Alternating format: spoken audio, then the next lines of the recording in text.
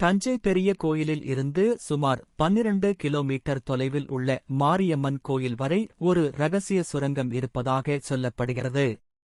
இது அவசர காலத்தில் அரசர்கள் தப்பிக்க பயன்படுத்தப்பட்டது.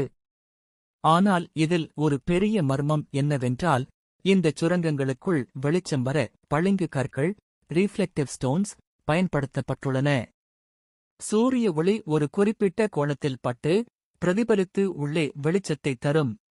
சித்தர்கள் இந்த சுரங்கங்களுக்குள் மூலிகை புகைகளைச் செலுத்தி காற்றை சுத்திகரிக்கும் முறையையும் கையாண்டுள்ளனர்.